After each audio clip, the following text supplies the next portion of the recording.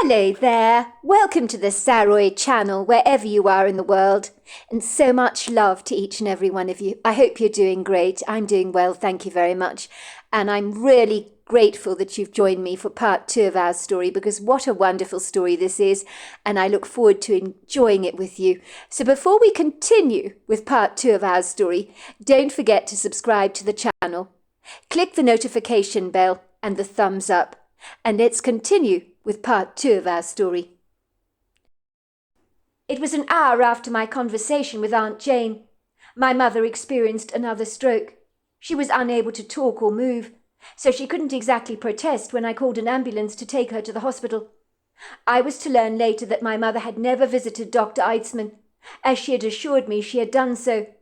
If she had sought out medical attention, as Aunt Jane had saliently advised, she would have not been fighting for her life in a hospital bed.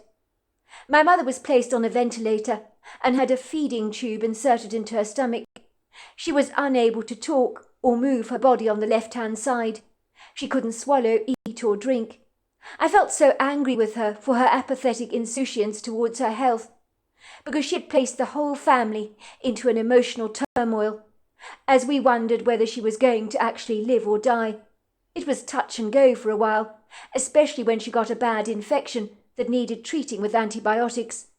It was during this harrowing, tumultuous time that the doctors at the hospital gave us a rather bleak prognosis concerning my mother's health, which had taken a dramatic turn for the worse. I was absolutely certain my mother was going to pass away, and judging by the expression on the doctor's face, I am certain he held little hope for her recovery. But one thing about my mother is she was always unpredictable and had always been a fighter, so she fought a stoic battle to overcome the adversity that held her fiercely under its formidable grip. Aunt Jane had flown over from Canada to be by my mother's side, and she was not amused in the slightest that my mother had fooled us in the cunning way she did, by pretending to get help from Dr. Eidsman when she never had.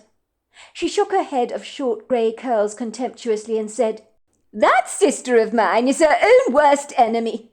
We told her to go to the doctor, did we not, Juvenna? And she never did. She betrayed our trust. How could she lie to the both of us so brazenly? She convinced us she'd been to see him. The silly, silly woman. I despair sometimes with your mother. I really do. She brought this upon herself. I'm mad at her. I feel like boxing her ears." The doctor assured us that my mother was over her biggest hurdles and would make a good recovery, but it would be a long, laborious process of physio and speech therapy for her to get her back to normal. We were incredibly grateful she was still alive. It was decided that my mother would move in with my grandmother for a while, along with her beloved cat Dorothy, whom she couldn't bear to be without. I would swear my mother loved that cat more than the both of us. While my mother was recuperating, Aunt Jane invited us to live with her in Canada for a while. It might mean I would have to repeat my year at school when I returned to Los Angeles, but that was the least of our concerns. Lankham was only 5 years old, so he didn't have much comprehension with what was going on with my mother at the time, and appeared to be rather confused and befuddled. "What is wrong with Mummy?" he asked me. "Is she going to be all right? Why can't she speak properly?" he asked, his brow folding into a serious line that made him suddenly look awfully grown up. He was a bright child, and so I knew I couldn't brush my mother's condition under the carpet and make light of it, and so I didn't. "Mum will be fine, Lankham," I told him, taking him lovingly into my arms. "She had a stroke, so her body's not working like it should be. But she'll get better, I promise. The doctors say she's making an astonishing recovery and remarkable progress, so she'll be just fine, I promise. She's going to stay with Granny for a while, who'll look after her every need, while we go and live with Aunt Jane in Canada. It'll be fun. Canada's a very nice place. You'll like it there." "But I don't want to go to Canada," said Lankham. "I like it here," he said, stamping his foot indignantly, looking up at me through his spirited, pleading green eyes. "Of course you like it here. I understand that, Lankham. All your friends are here. But we'll be back home with Mum before you can say Jack Robinson. We're not going to be in Canada for long. Mum just needs to focus on her recovery, doesn't she? And if we stay here, we might slow down her healing. And I'm sure you don't want that for her. She needs as little distraction as possible. If she knows Aunt Jane is watching over us in Canada, then she won't have to worry about us all the time, will she? She can focus on getting better, and that's what she needs to do. But she will get better, won't she? Luncombe asked, looking rather bemused. She's not going to die, is she? Of course she's not going to die. The doctor says she's got over the worst hurdles. She'll get better. You know what Mum's like. She's a fighter, so she's not going to die in a hurry. But the bird I rescued the other day had a floppy head after Dorothy grabbed it. I put it into a shoebox, but it still died. Its head was like Mummy's, all floppy on one side. Dorothy had a nasty go at that poor little bird, I told my brother reassuringly. You know what Dorothy's like. That cat is a monster. She's a real huntress, isn't she? You were very kind to try and rescue the bird, Lancome, but you must remember the bird had a very big shock, being caught up in Dorothy's jaws. It must have been very scary for it. Imagine being so tiny and being caught up in a big pair of jaws like Dorothy's. It must have been very scared, Lancome agreed. Exactly. And I think that Dorothy injured its neck. So that's why its head was hanging funny. And that's probably why it died. But I rescued it. I was hoping it was going to get better, said Lancome, staring at me earnestly through his pained green eyes. I know you did, Lancome, but birds, they're not like us at all. They don't easily recover from shock. That's probably why the bird died. Birds are not like humans, but Mummy's different. She's stronger than a bird, so she's going to get better. Lancome looked heartily relieved when I told him this. It almost looked as if a huge weight had been lifted off his tiny little shoulders. Will I be able to draw when I get to Canada? He asked me. I laughed. I knew that Lancome's favourite thing to do was to draw. One day when he'd run out of paper, he'd drawn pictures over the walls of our home, and my mother had been far from amused by this. For a 5-year-old boy, Lancome was showing potential in becoming quite the artist. He was always using his hands, moulding and making things out of scrunched paper, Play-Doh, and even clay. He would draw or paint at any given opportunity he was given. And even the nursery school teacher said she'd never seen a boy of such a young age draw so incredibly well. It did make me wonder if my little brother would one day become an aspiring artist. I do understand that my grandmother's father's father was a fabulous artist, and people of nobility back in the day would recruit him to paint them in oils.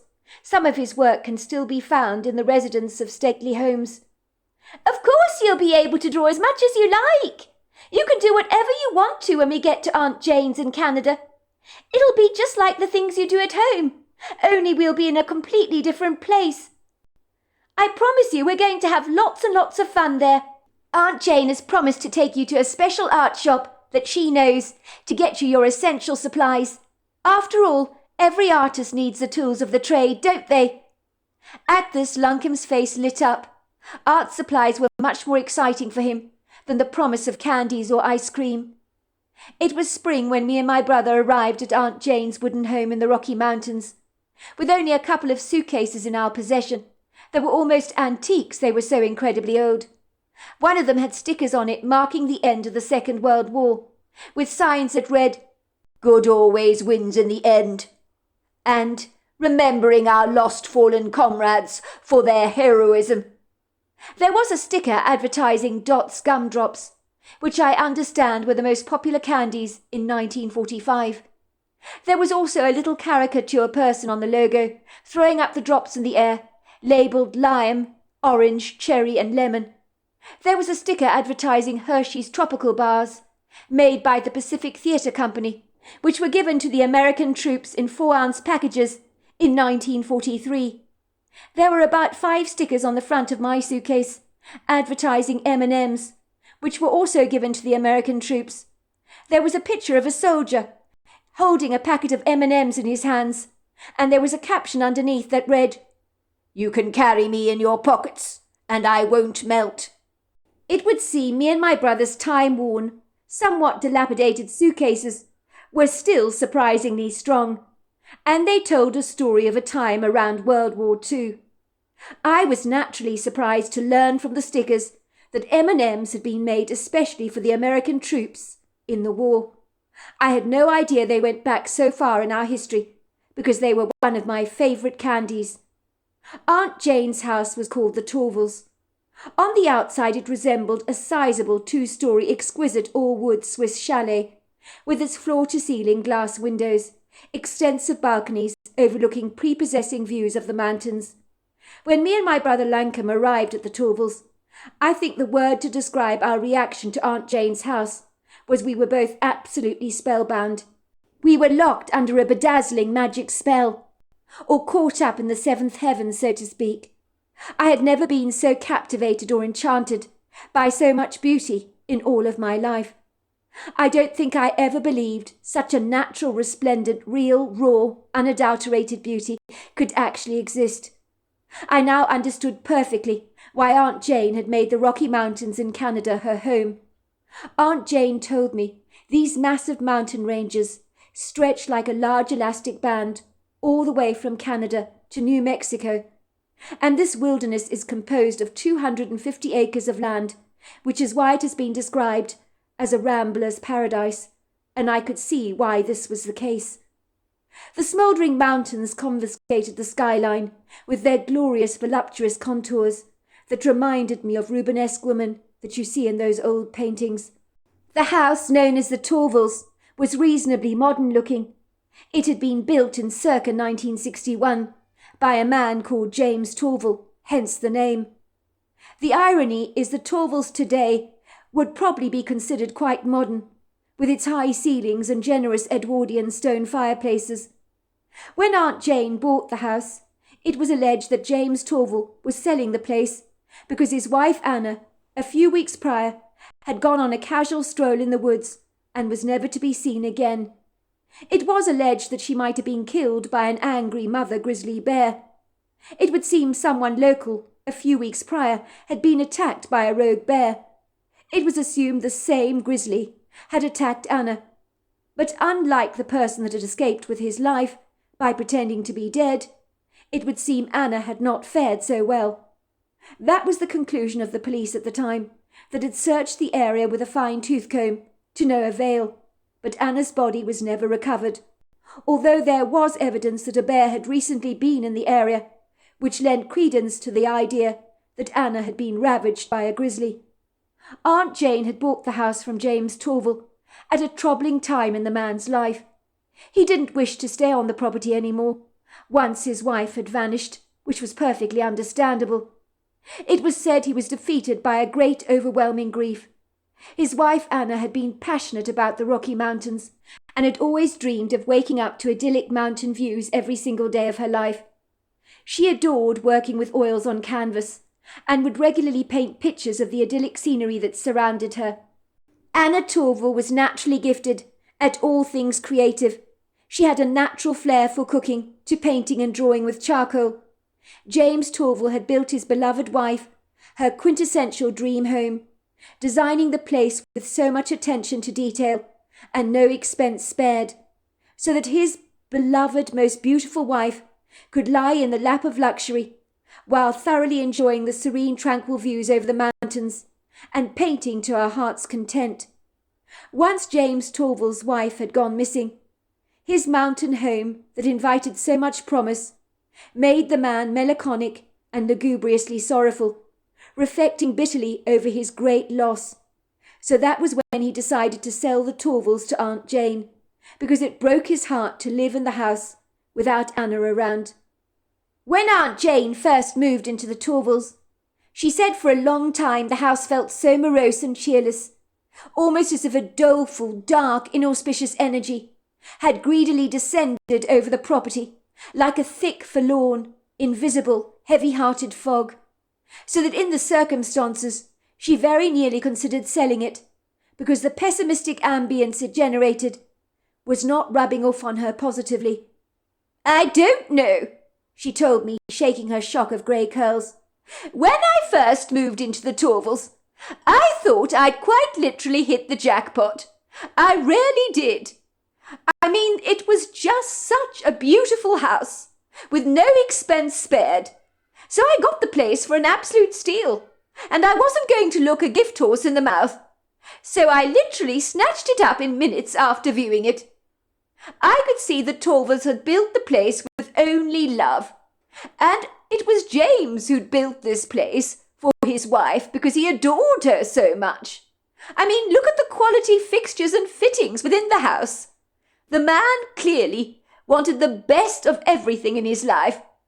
The couple had no children, so no one could inherit the place, as Anna was unable to have any.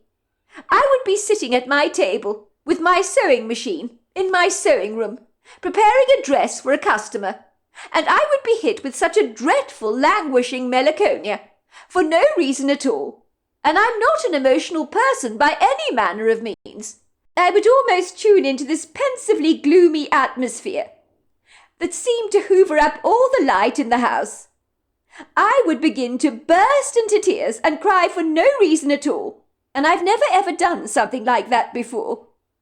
I realized the Torvals was doing this to me, making me incredibly depressed and disenchanted about everything.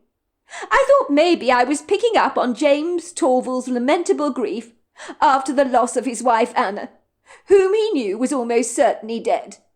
I always believe, Juvena, that houses absorb energy, and when something tragic has transpired in a house, you can so often pick up on the hapless, sombre vibe of the place. "I know what you mean, Aunt Jane," I said. "I went to stay at Clara's house for the weekend, 6 months after her grandmother passed away.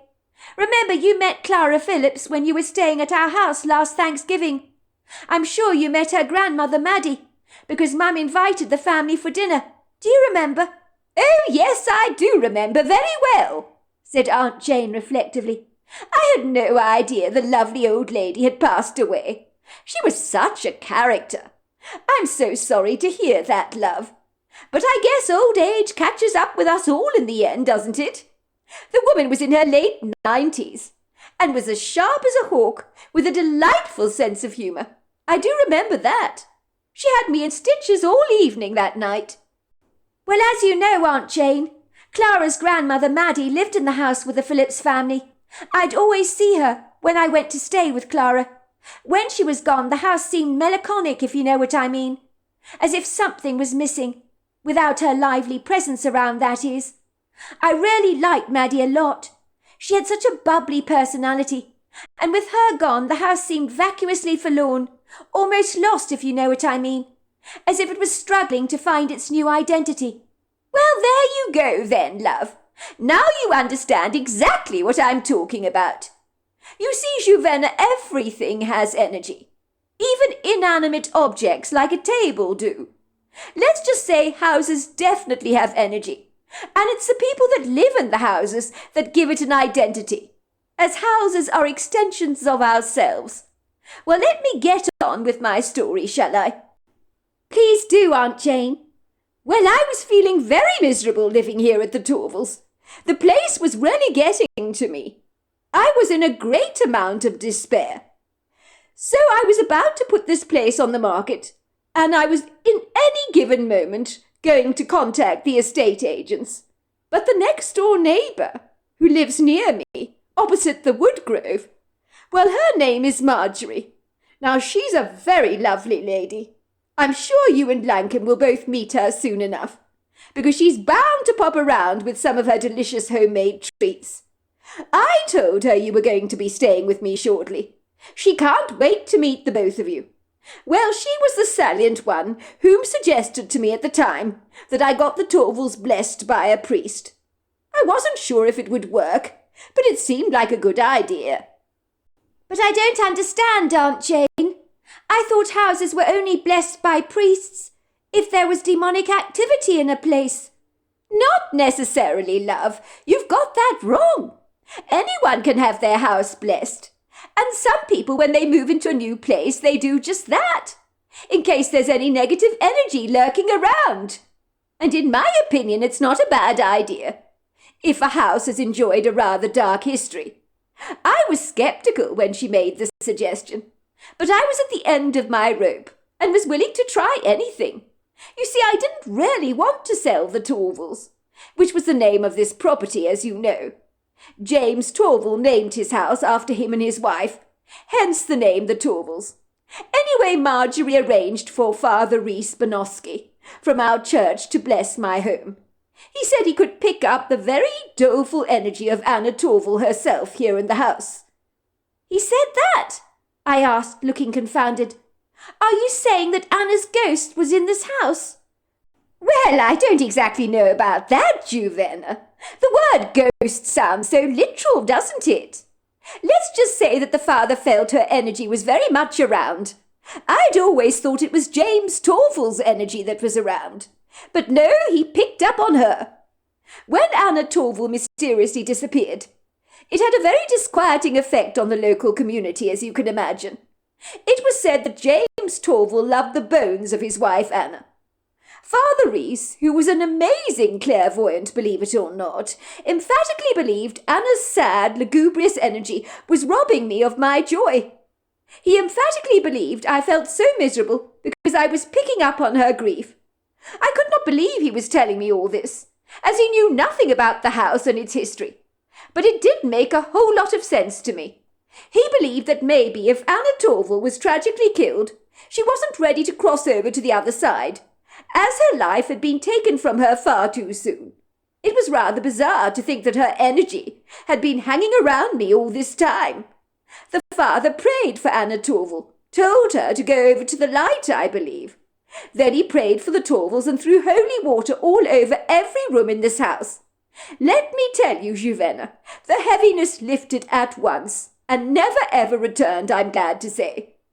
After the blessing, the house became mine, so I was able to settle down here happily at the Torvals and put my own signature on the place. Now I would never dream of leaving the Torvals. It has become my beloved home. You may notice the pictures of the trees done in the entrance hall. James Torval left them in the house for me. He said I could keep them because his wife would want them to remain there. Those were Anna's, and he said she wouldn't have wanted them to leave the house. So I've kept them, and I'm very pleased with them. They're very beautiful. You mean she painted them herself? She did indeed. They're really, really good. She looks like she's a professional artist. They're excellent, aren't they? She's very talented, as you can see. So do you think it really was Anna Torval's energy hanging around your house that was making you so sad, like Father Reese claimed? I asked rather sceptically. I don't know, Juvena. All I know is that Father Reese told me he believed Anna Torval had now happily crossed over to the other side. I have to say, in the moment that happened, the place felt so incredibly peaceful. The heaviness lifted. It was like a light had gone on in the house. I don't know anything about the spirit world, Juvena. I wish I did. Then I would be a lot more insightful. But I'm a novice in all these things, especially things that are supernatural.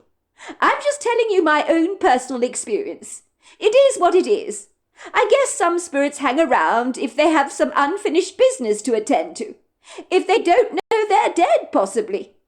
You really think it's possible to die, Aunt Jane, and to not know you're dead? I asked, looking at her with a furrowed dip between my eyebrows.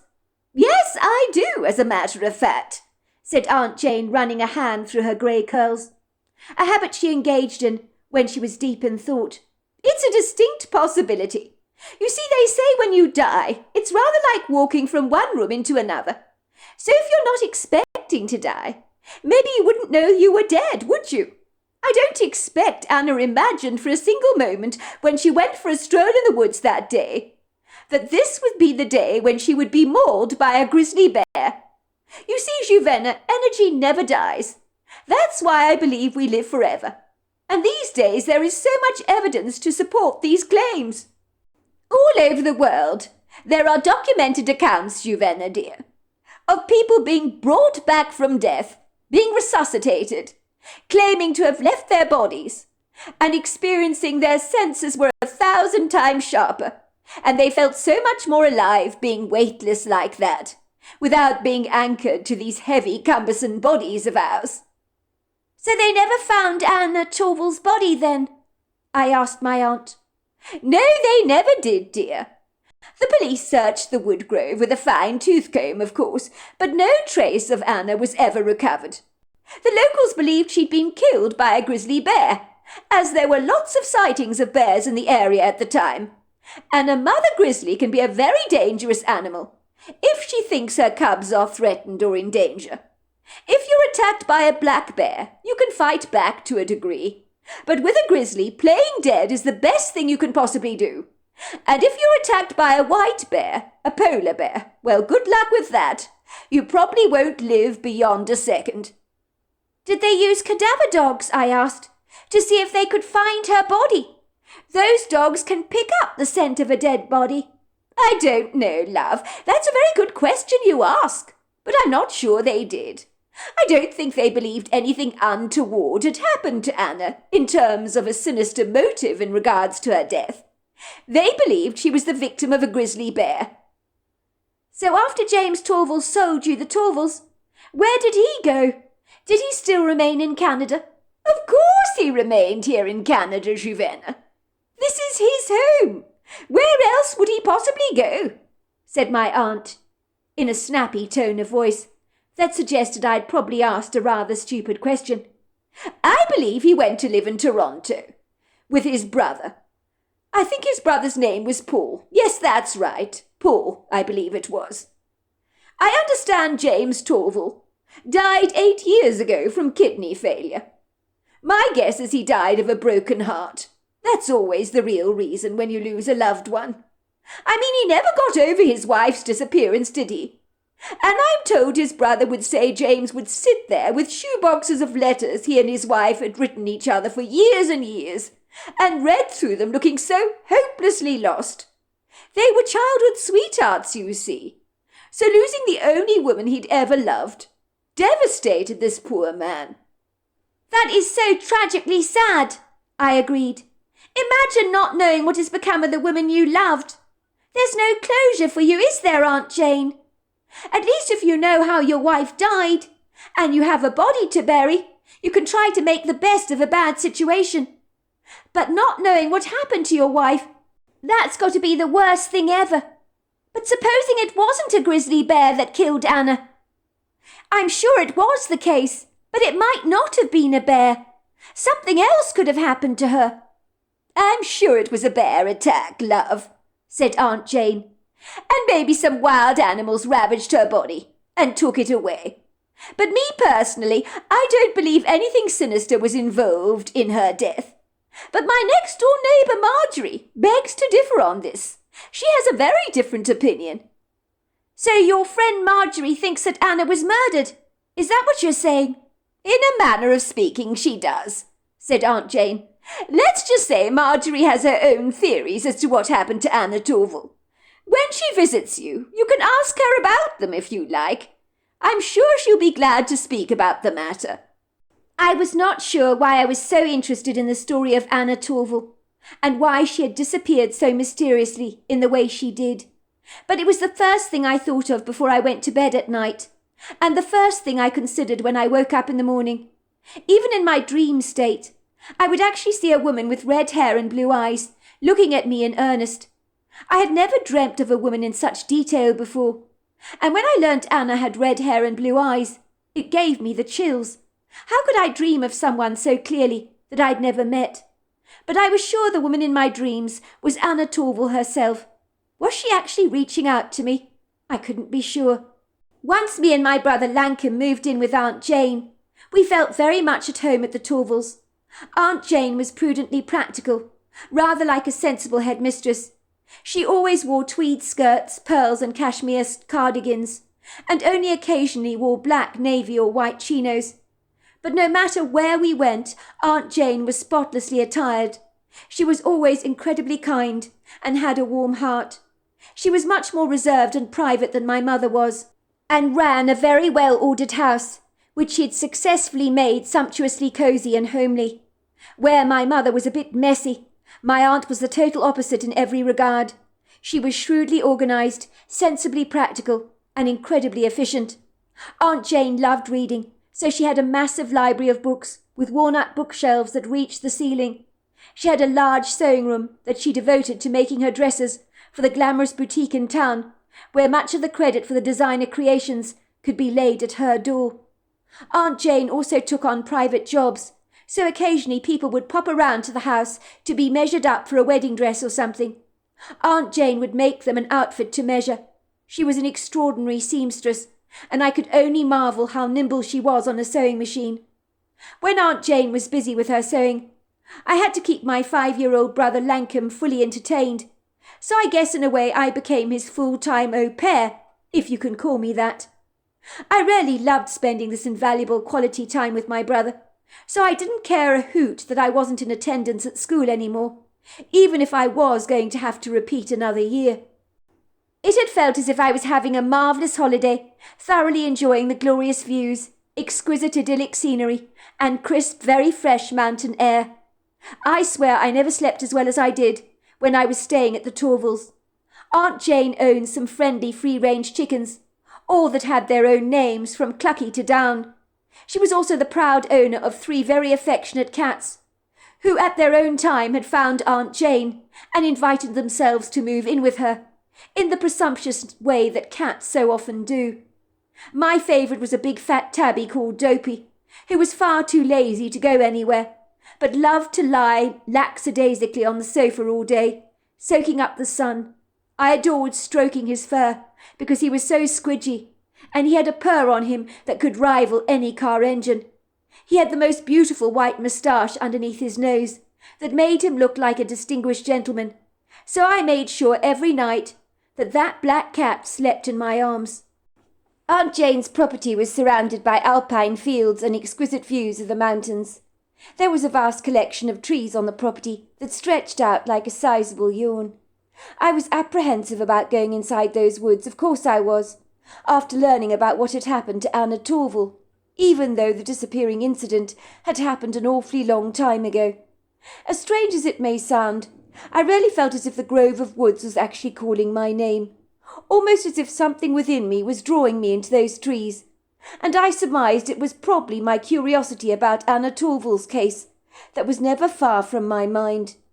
I resisted the temptation of going into the grove, because my inner angst told me it was probably a bad idea. I think Lankum felt a similar pulling draw. He would always say he wanted to go and play in the woods, and as far as I was concerned, they looked benign and very inviting. But I couldn't help wondering if me and my brother would mysteriously disappear, like Anna Torval had done all those years ago. So there we are. That's the end of our story. Part 3 is tomorrow night. I look forward to you joining me then. Until next time, goodbye and good night.